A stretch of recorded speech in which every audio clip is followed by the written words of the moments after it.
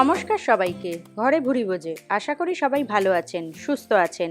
আজ আমি আপনাদের বানিয়ে দেখাবো ঘরে কিভাবে খুবই সহজে একদম অল্প সময়ে বানাতে হয় হেলদি ছাতুর শরবত।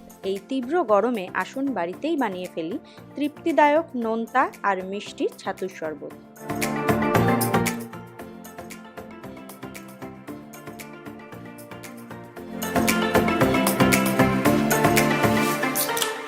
আমি প্রথমে নোনতা ছাতুর শরবতটা বানাবো। তার জন্য একটা গ্লাসের মধ্যে 2 টেবিল চামচ ছাতু, সামান্য পরিমাণ নুন আর হাফ চা চামচ বিট লবণ নিয়ে নিলাম।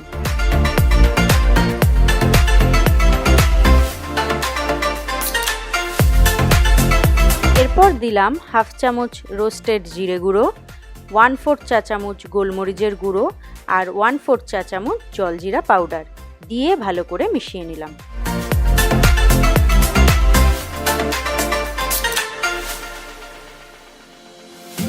এবার এর মধ্যে দিয়ে দিলাম ঠান্ডা জল।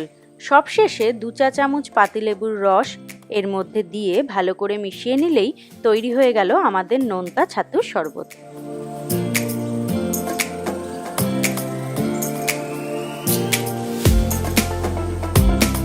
আসুন এবার বানিয়ে ফেলি মিষ্টি ছাতুর শরবত। তার জন্য একটা গ্লাসের মধ্যে 2 টেবিল চামচ ছাতু, 2 চা চামচ চিনি গুঁড়ো আর স্বাদ অনুসারে বিট লবণ নিয়ে ভালো করে মিশিয়ে নিলাম।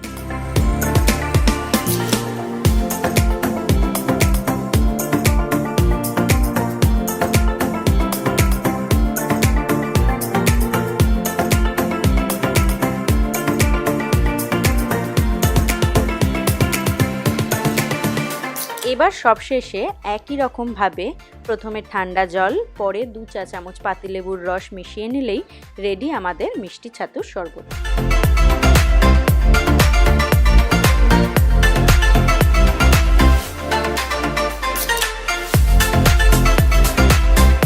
আপনারা দেখলেন কত সহজে চটপট আমরা বানিয়ে ফেললাম নোনতা আর মিষ্টি হেলদি ছাতুর শরবত।